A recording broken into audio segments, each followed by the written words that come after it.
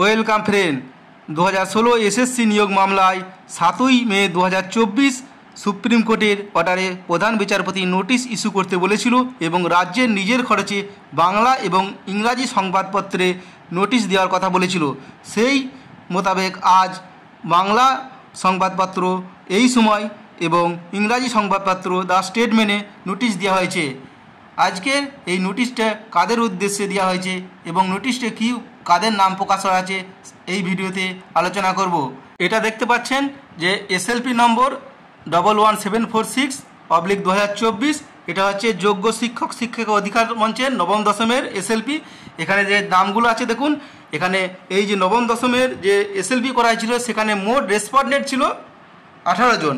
সেই 18 জনের মধ্যে প্রথম 4টা ছিল state of West Bengal, 2 number SSC, 3 number chairman, 4 number secretary. এবার 5 নম্বরে ছিল দেখুন বৈশাখী ভট্টাচার্য রেসপন্ডেন্ট, এর নামটা রয়েছে। 6 নম্বরে মলি রায়, 7 নম্বরে সুপর্ণা দে, 8 নম্বরে সুজিত কুমার পাল, 9 নম্বরে নমিতা খা, 10 নম্বরে অলোক কুমার খা, 11 নম্বরে তনিমা মণ্ডল, 12 নম্বরে নমিতা ঘোষ, 13 নম্বরে অনিতা ভট্টাচার্য, 14 নম্বরে কাকলি গাঙ্গুলি এলায়েস কাকলি গাঙ্গুলি, 15 নম্বরে চন্দ্রিমা সেনগুপ্ত, 16 নম্বরে ভাস্বতী চক্রবর্তী এবং এখানে 17 নম্বর এবং 18 নম্বরে কি নাম দুটো আছে আমরা দেখুন। 17 নম্বরে আছে সঞ্চিতা প্রধান, 18 নম্বরে আছে রামচরণ পাল। এই যে 18টা যে রেসপন্ডেন্ট ছিল সেই রেসপন্ডেন্টের যদি কোনো কিছু বলার থাকে তাহলে সেই 16ই জুলাই যে মামলাটা হবে তাদের কিছু বলার জন্যই বলা হয়েছে, অর্থাৎ তারা যেন সেই দিন অবশ্যই উপস্থিত থেকে তাদের বক্তব্য পেশ করে যদি বিপক্ষে কিছু বলার থাকে, সেই জন্যই এই নোটিশটা দেওয়া হয়েছে। আর একটা কেসের এই যে দেখতে পাচ্ছেন, এখন আমরা দেখে নেব যে যোগ্য শিক্ষক মঞ্চের যে এসএলপি করা হয়েছিল সেখানে রেসপন্ডেন্টের নামগুলো আমরা ওয়েবসাইট থেকে দেখে নেব, সুপ্রিম কোর্টের ওয়েবসাইট থেকে। এটা সুপ্রিম কোর্টের ওয়েবসাইটে যোগ্য শিক্ষক শিক্ষিকা অধিকার মঞ্চের কেসের ডিটেলস।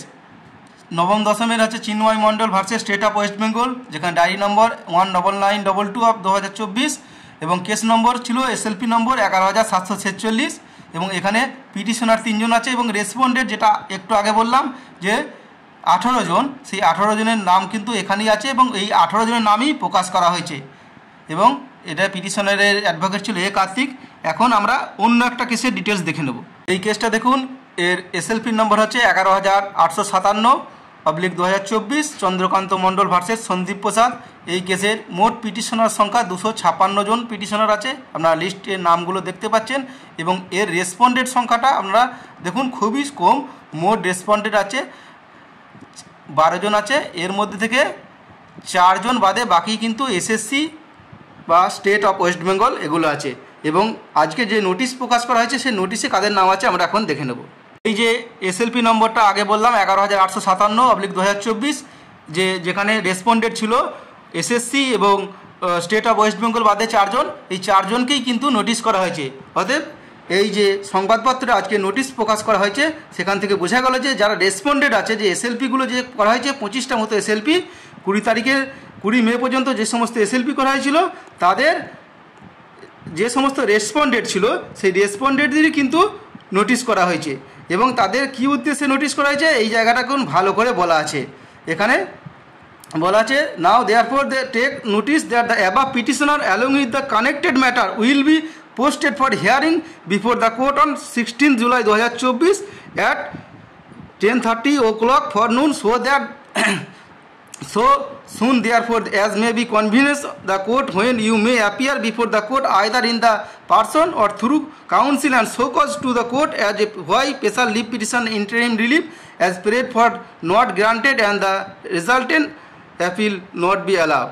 অর্থাৎ তাদের 16ই জুলাই যাতে সমস্ত সে নিজে অথবা তাদের উকিল দ্বারা হাজির হতে পারে সেই জন্য তাদের কিছু বলার জন্যই কিন্তু তাদের নোটিশ করা হয়েছে এবং যারা যদি এখনও পর্যন্ত এফিডেভিট না করে থাকে বা এসএলপি না এফিডেভিট জমা না করে থাকে তাদের কি বলা হয়েছে এই নোটিশ ইস্যু করার 30 দিনের মধ্যে থেকে অথবা 2 সপ্তাহ আগে, মানে কোর্ট 16ই জুলাইয়ের যে হিয়ারিং হবে তার 2 সপ্তাহ আগে যেন তাদের বক্তব্য এফিডেভিট আকারে প্রকাশ করা হয়। এবং আর একটা জিনিস বলা আছে দেখুন, take further notice that if you fail to enter appearance as aforesaid, যদি উপরে বলা মতো আপনি যদি তাদের অ্যাপিয়ারেন্স হতে না পারেন, no further notice shall be given to you when even after the grant patient leave hearing of the consulted appeal and the matter of the above mention shall be dispose in your absence.